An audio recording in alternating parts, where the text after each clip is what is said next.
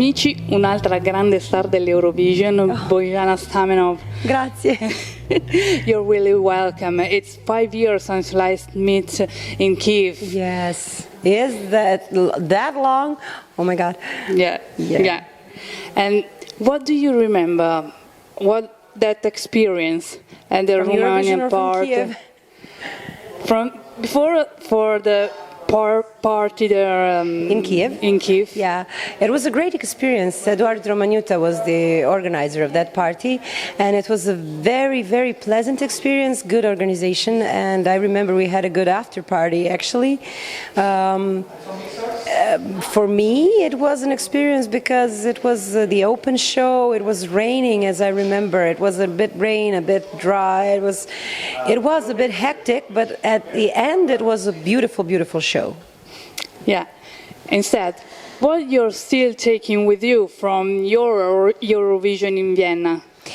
Well, actually, when people ask me about my Eurovision, I remember not a lot because it was really, really chaotic, and I just remember that I always thought to myself, okay, you have to be rested, you have to be a good soldier, you have to do that 3 minutes are the most important thing about this Eurovision, but I did all the interviews and everything, but later on, I really remembered only the beautiful things that we were really, really appreciated in Vienna, and that we actually had a good time on stage. That is what I remember, and I remember that later, after the show, we had a lot of good friendships.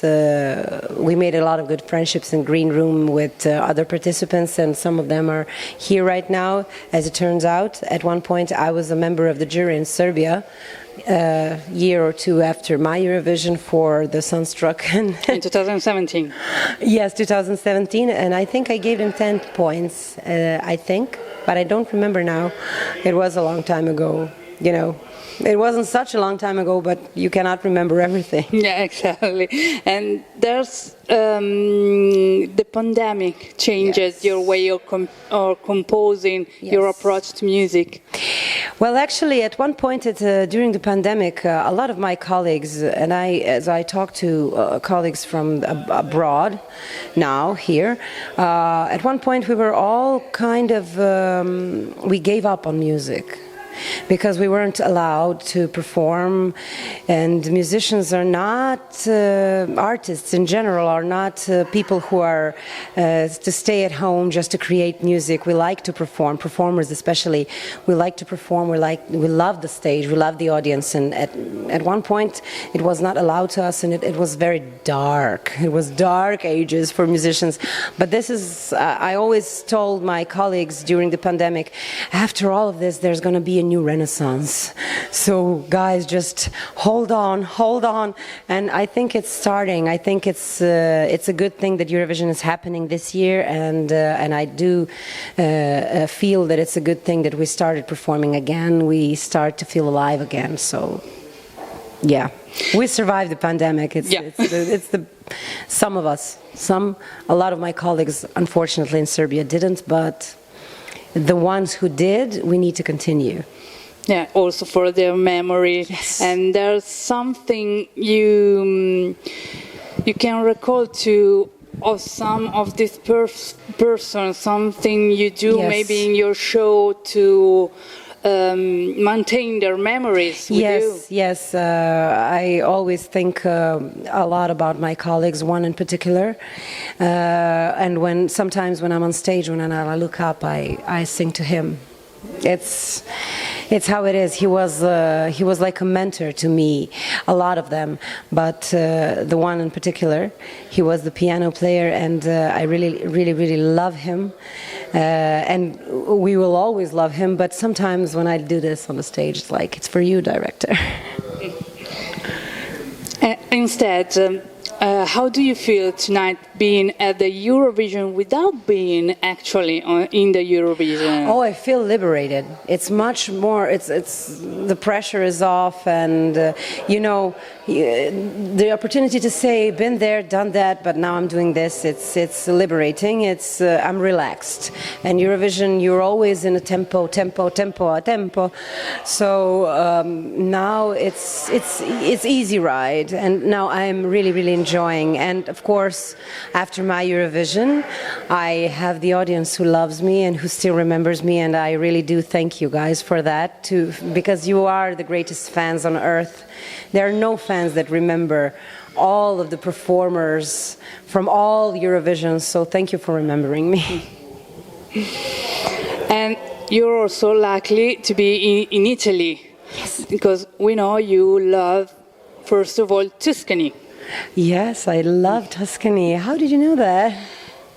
I have my secret found. Oh, yes. When I was younger, I used to play early music, Renaissance and medieval music, and I know how to play lute. I'm a guitar player, by the way.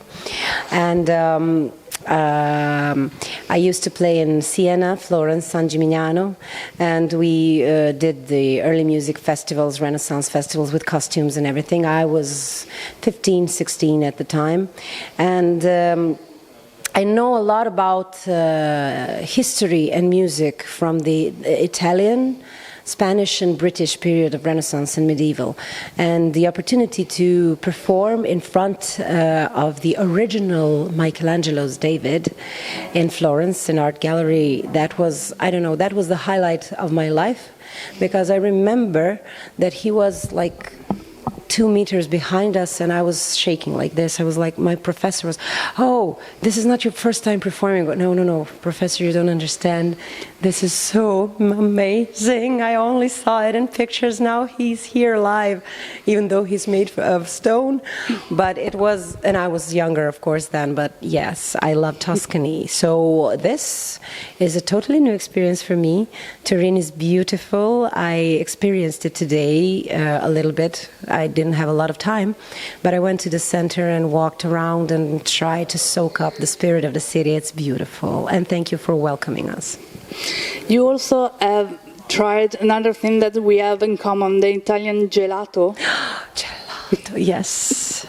Well, past a year and a half, almost during the pandemic, I decided to live a bit healthier, because I think we all, when pandemic started, we were stay at home and cook and eat. Everyone, the whole planet. And at one point, it was pointless. Yeah.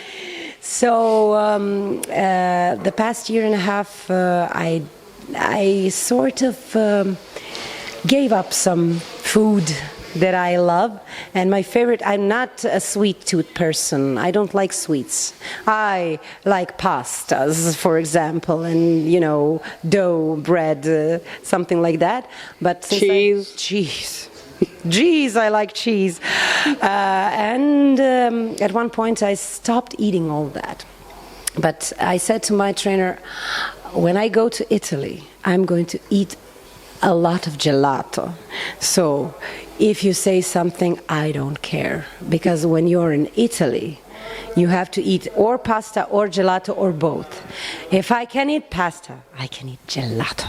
So I ate it today with an appetite of a lion. And we're really happy that you enjoy it. Thank you, grazie mille. There's something else you'd like to taste or see in our country? Oh, I love everything about your country, that you have a great spirit. Actually, Serbia and Italy are very similar in temperament. So I like that you like life. I cannot drink wine right now, but if I could, I would like to eat focaccia, olives, cheese, and drink wine. And after all of that, a bit of gelato, chocolate, pistachio, melone, and forest fruit. Of course, after all of that, one short espresso to wake up. Yeah, that's very useful. And what do you think instead of the participants of this year Eurovision? Someone you like in particular? I am a great fan of a British representative, Sam Ryder, because I followed him for a long time on social media, and when I heard that he's going to represent Great Britain, UK, I was thrilled, and I met him in Amsterdam. He's such a beautiful human being. Since I participated in Eurovision, I am a great fan of everyone who is participating, because that's a huge step in everybody's career, and I know how much pressure it is, so I'm supporting everyone. Of course, I would like every one of us for my country to be number one, but at this point, last night I was in Palaolimpico and I was listening to the second semi-final night. There's a lot of power ballads for my taste maybe, but they're all good singers. Actually, on Eurovision you cannot go if you don't know how to sing, because you're singing live. But I think our constructa is really different from everything else. And if you analyze past Eurovisions, that's the one who wins is always different. So I'm hoping for a win this year. But we will be very happy to come to Belgrade. Oh, if you do, I'm going to be a good host, I promise. For sure, because we also talked to Constructa, and she's a very nice girl. Yeah, she is. Has a very good voice, and also she created this catchy song. Biti zdrava, biti zdrava. Biti zdrava. Yeah, so we hope to meet you for next time in Belgrade. And if we do, you're very welcome. We're going to make your staying pleasant. Thank you so much. Thank you very much. Bye. Love you.